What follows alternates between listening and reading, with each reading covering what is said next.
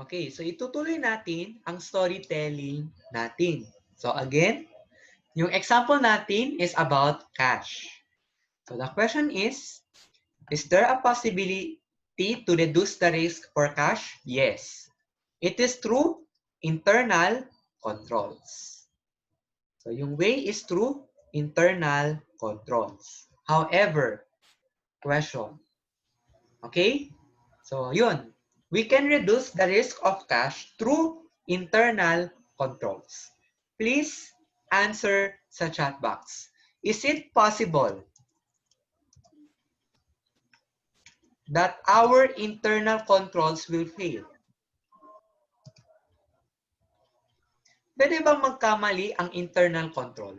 Pwede ba siyang magkaroon ng failure? Is it possible to fail?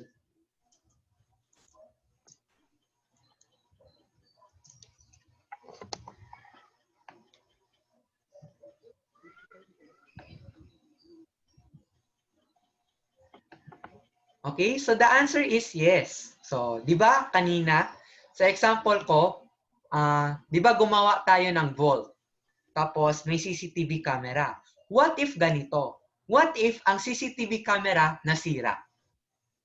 What if ang vault na-access siya ng magnanakaw? What if na-access siya ng magnanakaw?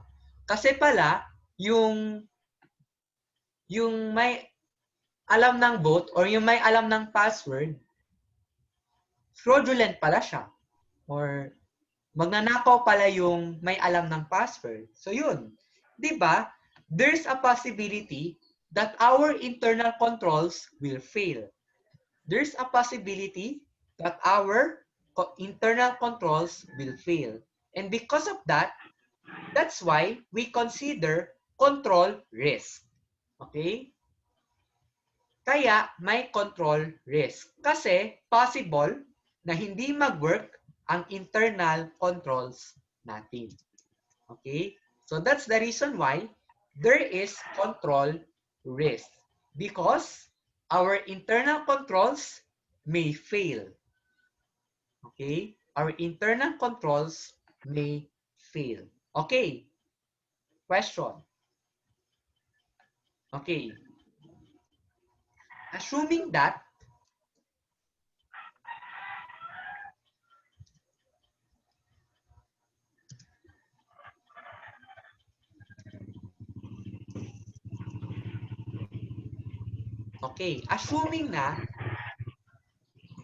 assuming that the internal controls will fail. So, for example, yung internal controls for cash nag-fail. Is there a last resort? Meron pa bang possible recourse? Or is there a possible option or way as to how we can find misstatements? Meron pa bang paraan para malaman natin na may material misstatement?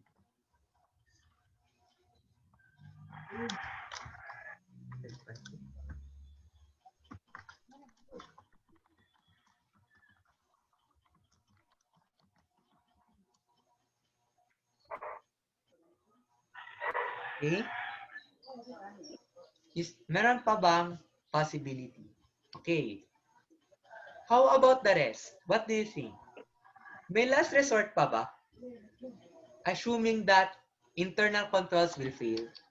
Is there a last resort kung paano natin malalaman na may misstatement sa cash?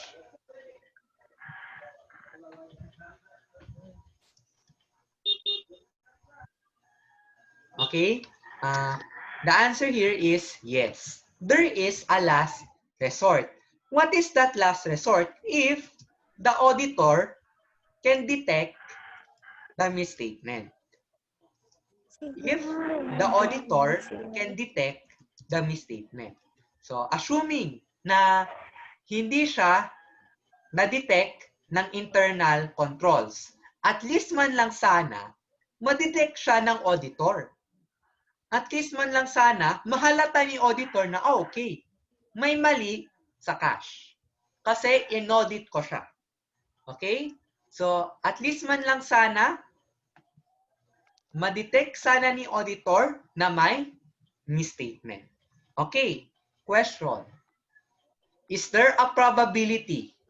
Okay ha, so na-raise na natin na pwede siyang ma-detect ni auditor. Next question. Possible ba na hindi siya ma-detect ni auditor? Is it possible? Hindi siya ma-detect.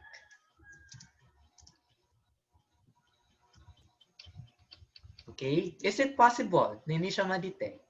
The answer is yes. There is a possibility na pati ang auditor, hindi niya to mapapansin. Hindi niya mahahalata ang misstatement. So, okay. What is the overall conclusion? This is what we call detection risk. Okay? Detection risk. Detection risk. Okay? Ano yung detection risk? It is the risk that the practitioner will not detect a material misstatement that exists. Okay? So yun yung detection risk. Okay ha? Para mas ma-visualize natin siya, let's have a diagram. Okay. Yung inherent risk, para siyang ulan. Statements likely to occur. Tapos, yung control risk, yun yung unang payong. This is the first umbrella. Kasi, ito yung magsasangga sa ulan. Or, magsasangga sa material misstatements. Okay, so yun yung control. However, may possibility na kahit meron kang payong, medyo mababasa ka pa rin. So, meron pa rin droplets. Pero, kumonte na siya. So, okay. Ito na yung second defense. Si detection risk. Kasi, ito yung ikalawang payong. Ang gusto natin, kung hindi siya na-cover dito sa first umbrella, at least man lang sana dito, ma-cover na natin siya. However, may possibility na pati yung second na line of defense natin, hindi siya mag-work. Yung second line of defense, hindi siya mag-work. So, at the end of the day, ito na yung tubig. Or this is the audit risk. So, okay, what can you observe? Diba, our goal is to reduce the audit risk. Our goal is to reduce the audit risk. Okay? Yun yung goal natin. Bakit may ganito at bakit may ganito? Okay? So, yun yung visualization ng inherent risk, control risk, at detection risk. Okay, eto.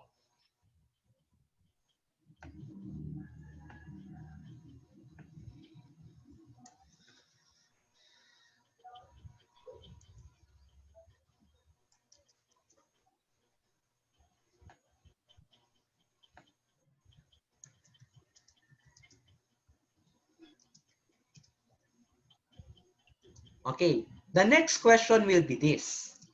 The next question will be, can the auditor do something about it? Can the auditor do something about it? So yun yung next question. So okay ha, we will analyze the three. Can the auditor do something about it? Okay, first question, inherent risk. Okay, inherent risk. Can the auditor do something about it? Okay. Kontrolado ba to ni auditor? Kaya ba niyang i-control ang inherent risk ng isang company na ino-audit niya? Please answer yes or no sa chat box. May control ba si auditor about the inherent risk? How about the rest? So, do you think that the auditor has control about inherent risk? Okay. So your answer is correct. The answer here is no. Wala tayong control about inherent risk. Kasi, at the end of the day, depende na yan sa client. Okay? So, correct din yung it's in the client's FS. Okay? So, kung malaki yung inherent risk ng cash ng isang company, then so be it. Let it be. Okay? So, yun, let it be. So, kung may misstatement sa FS ng company, let it be. Okay. Wala tayong control dito. Okay. Control risk. Can we do something about it?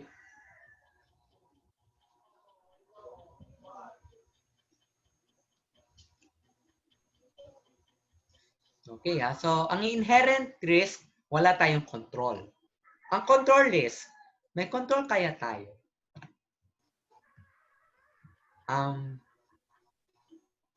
Yes or no?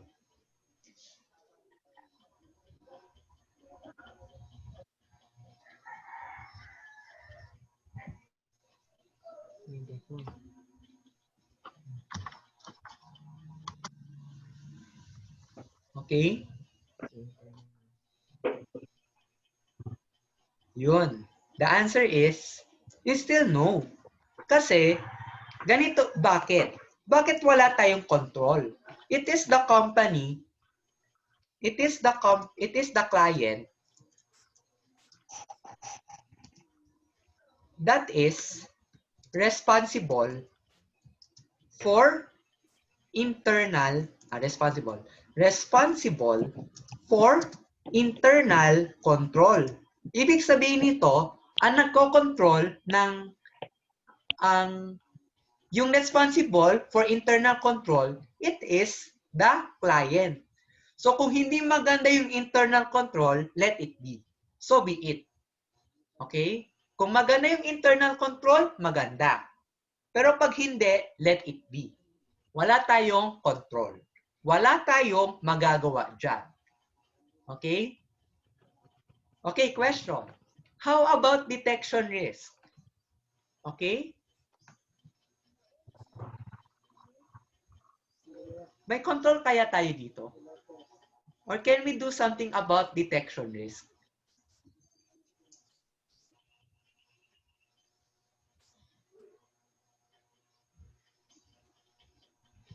Okay? So the answer is yes. Meron tayong control sa detection risk. Okay? So ano yung conclusion? Hashtag, tayo ang mag-a-adjust.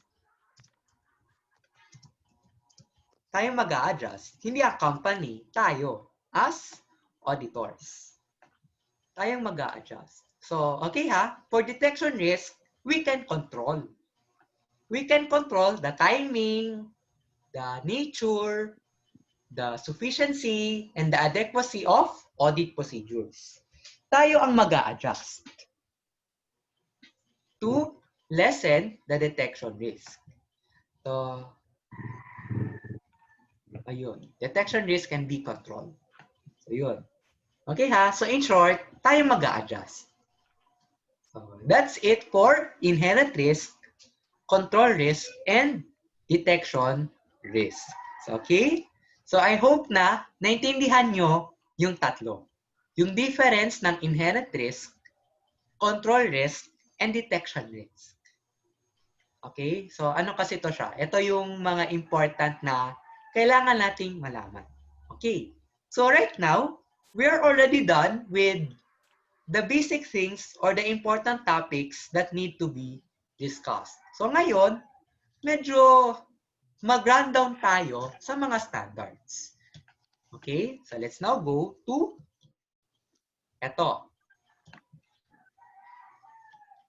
Ano daw ang difference ng overall audit strategy and overall audit plan? Okay? Ito din. Gusto ko ito i-discuss.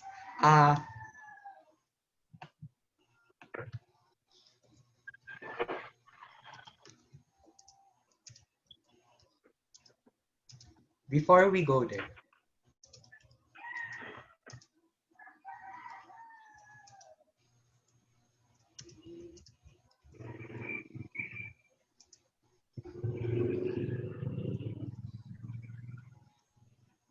Okay, eto. Before we start, before the start of the audit, is there a need to inquire to the predecessor auditor or para mas maganda ex-auditor? Okay, kailangan ba natin mag-inquire sa predecessor auditor? Okay? So the answer is yes. Okay, so the answer is yes. Why? Okay, yes. Ganito.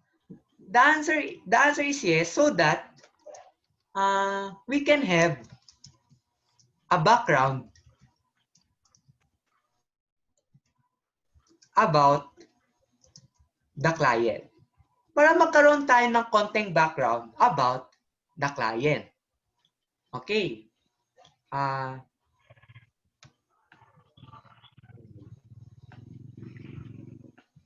Okay.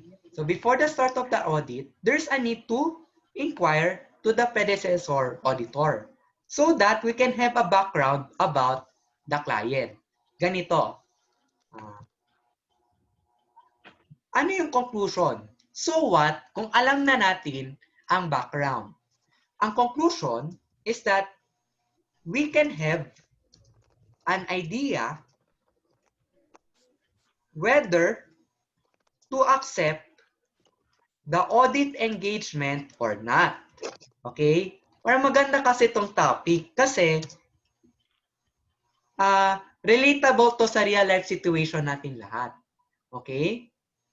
So yun. Why do we need to have a background information? So that we can have an idea whether to accept the audit engagement or not. Di ba ang cool niyang pakinggan? Parang ganito. Okay. Okay, mamaya na lang. Okay, ganito. Ano yung pinag-uusapan ni ex-auditor at ni new auditor? Ano yung mga basic things na kailangan nilang i-discuss? Number one, or most likely, it talks about the reason of changing an auditor or misunderstandings. Okay, ganito. Okay, ganito. Question. Na-try na ba to?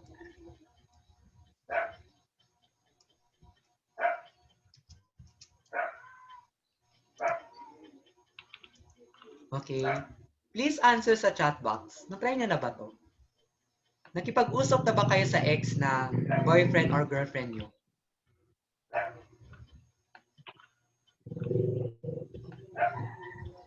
Okay? Ito yung real world example niya. Para mas fun siyang i-understand. The answer is yes. Okay. Di ba? Ano yung mga tinatanong natin? Di ba tinatanong natin, bakit kayo nakipag-break? Di ba? Di ba? Bakit kayo nag-break? Ano yung rason? Okay. Di ba yun yung tinatanong natin paminsan? Bakit ba kayo nag-break? Kasi ba cheater? Cheater siya? Or gano'n. Di ba? Bakit kayo nakipag-break? Di ba? Is it true? Di ba parang ganito yung tinatanong natin? Ba't kayo nakipag-break? Yun. So parang ano din siya. Parang sa audit. Yung tinatanong natin kay predecessor, bakit kayo nag-break? Bakit kayo nagkaroon ng misunderstanding with the client? Okay, ganon. Ganon yung logic. Kasi what if, ganito kasi yung possibility. What if, nag-change ng auditor kasi nagka-misunderstanding si ex-auditor at si client. Okay? What if meron silang pinag-awayan dati? Because of that away, nakipag-break silang dalawa or naghanap ng bagong auditor si client. Okay? So, di ba? Yun kasi yung mga information na kaya nating mahanap. If we discuss it or if we inquire to the predecessor auditor. Okay, so yun. Yun yung logic behind.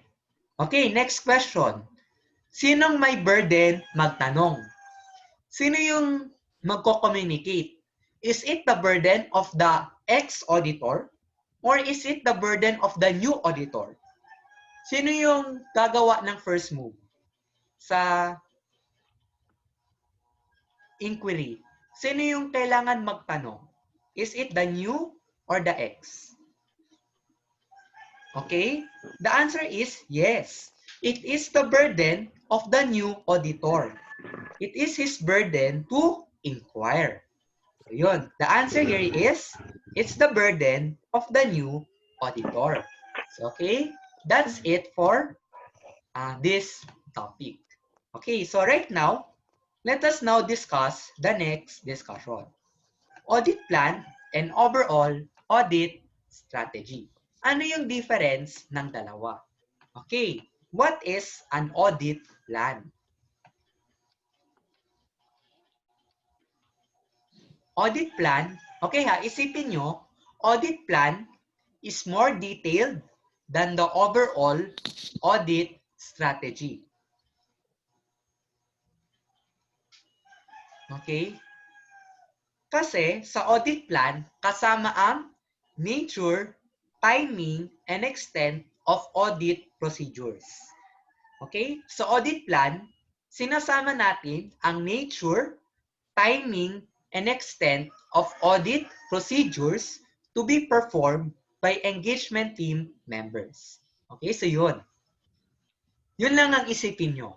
Audit plan is more detailed than the overall audit strategy because it includes the nature, timing, and extent of audit procedures. Yun yung difference ng dalawa. Okay, let's now go to PSA 315. Okay. Okay, ganito. Okay, ganito. At the beginning of the audit, ang first na gagawin ni auditor, gagawa siya ng risk assessment procedure. Risk assessment procedure. Ano nga ba ang risk assessment procedure? Number 1, inquiries of management. So, yun ang first. Magtatanong siya sa management. And then, analytical procedures. Okay? Please answer sa chat box. Familiar ba sa inyo ang financial ratios? Na-discuss ba siya?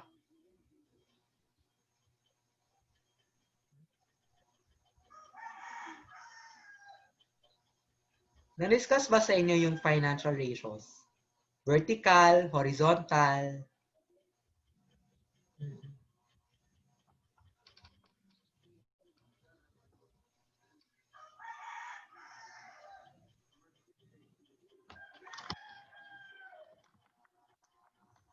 Okay? Di ba familiar yung financial ratios?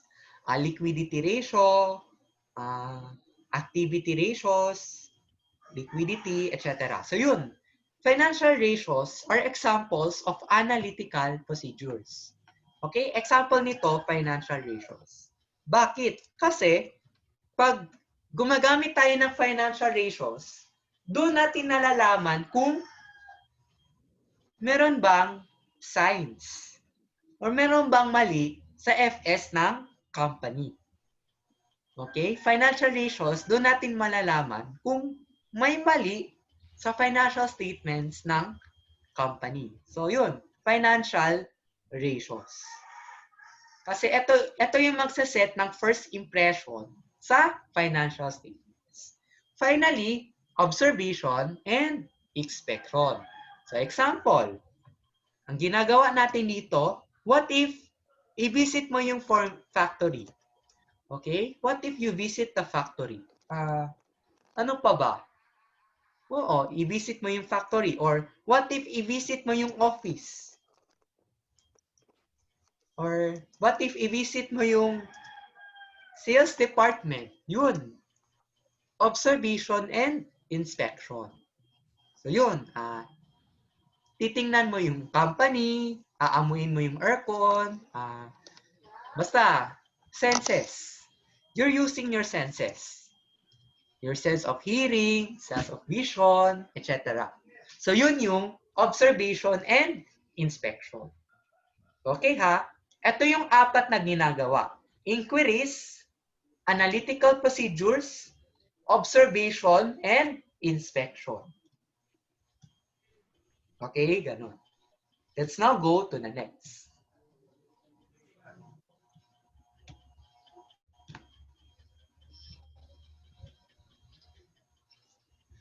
The auditor shall identify and assess the risk of material misstatement at number 1, financial statement level and assertion level. So, okay ha, dalawang levels yung risk of material misstatement. Financial statement and assertion level. Yun yung dalawang 2 levels of material misstatement. Okay, question. Ano yung ginagawa natin? Okay? Ano yung first na kailangan nating alamin about the company? Okay, number 1, relevant industry, regulatory, and other factors, including the applicable financial reporting framework. So yun, kailangan natin tong alin. Ano ba yung industry ng company? Kasi, minsan, case-to-case basis ang FS. Okay, question. What if food company versus mining company? Is there a difference in their accounting methods? Food and mining company, meron kayong magbabago sa accounting methodologies nila? Or how do they account for things? Okay? What if si Jollibee, i-compare natin siya sa mining company? Meron kaya silang difference?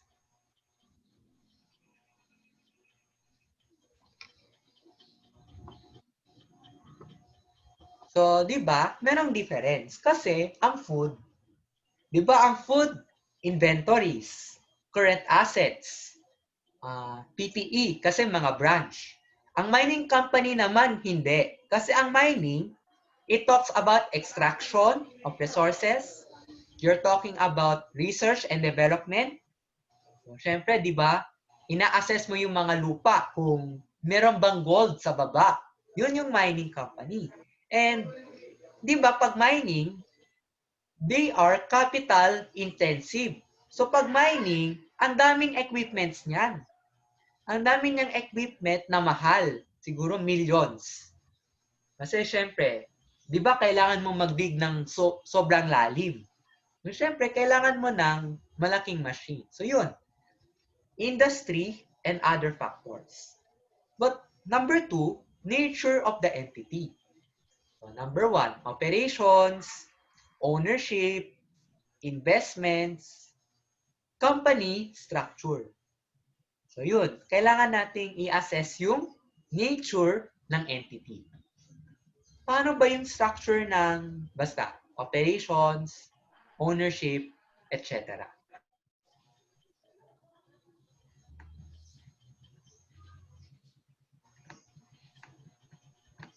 And then, next, entities, selection, and application of accounting policies. Important to kasi kailangan nating malaman whether or not relevant ba yung accounting policies na ginagamit ng isang company. Okay? Ina-assess natin kung tama ba ang accounting policies na ginagawa nila. So, okay. Please answer sa chat box. Is this appropriate? Okay? Appropriate ba to sa inventory? Last in, first out? LIFO?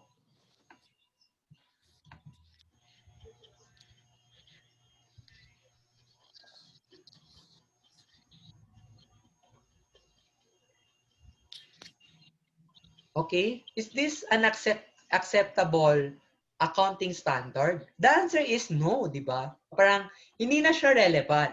Pero kung nakita mo sa accounting policy ng company na gumagamit pa rin siya ng LIFO, medyo magtaka ka na. Baka may mali.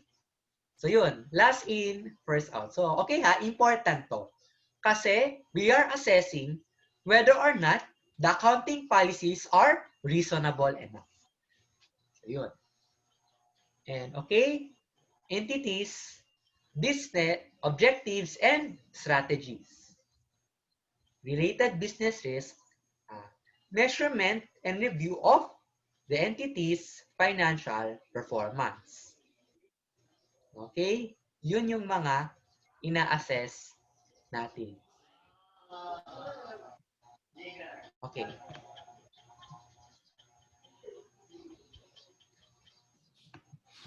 Okay, eto. Let's now discuss about internal control.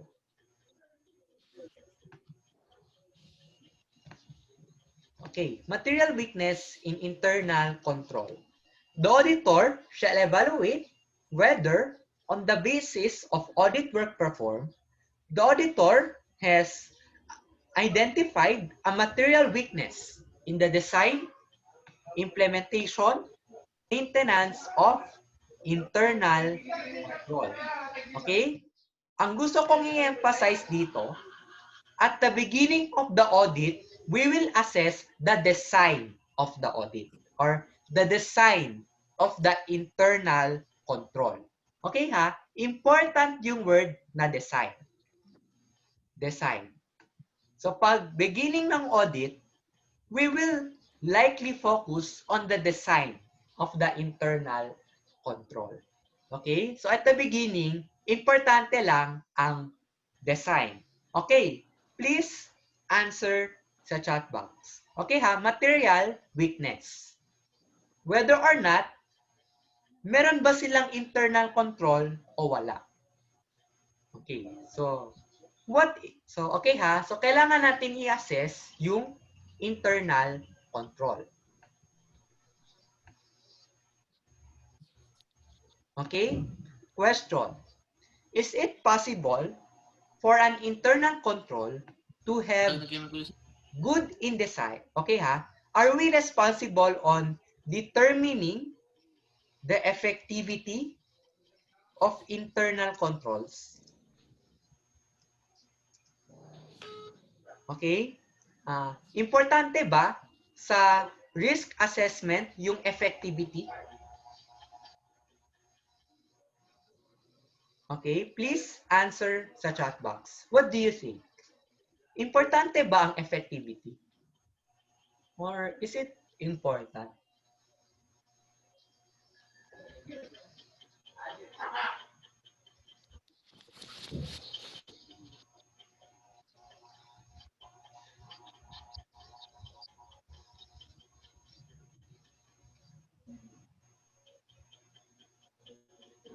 Okay? Ganito.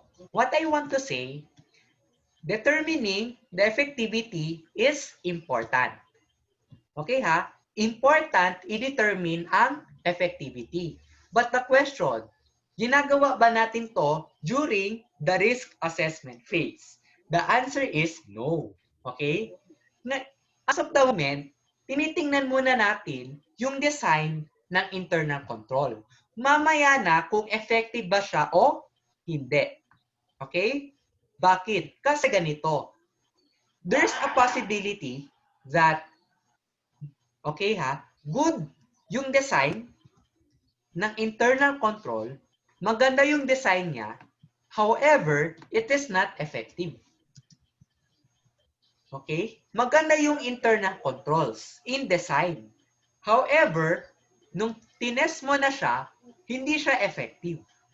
Okay? So, what I want to say, there is a difference between design and effectiveness of internal control. Okay ha, magkaiba ang design at effectivity ng internal control. Kasi sa risk assessment, we are only concerned about the design. Bakit nga ba design? Kasi ganito. Okay ha, bakit design lang yung important? Kasi ganito. What if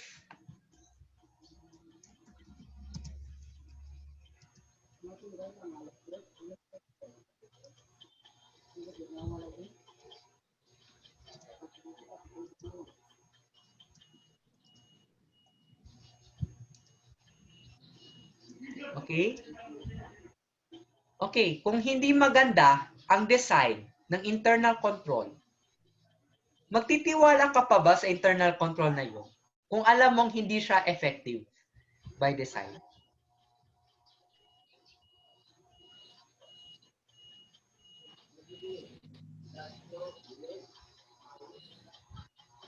Okay? Magtitiwala ka pa ba sa internal control kung hindi maganda yung design? 'Di ba? Hindi. 'Di ba? Hindi ka na magtitiwala. So, ang point ko, if the design is not good, okay? So, if the design is not good,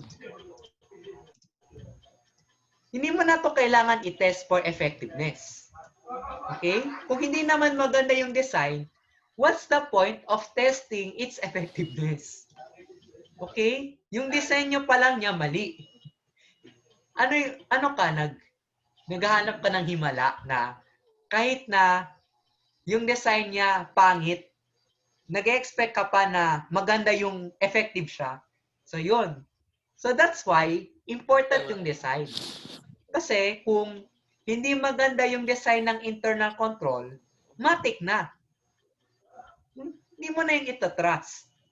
Kasi, design pa lang mali na. So, okay?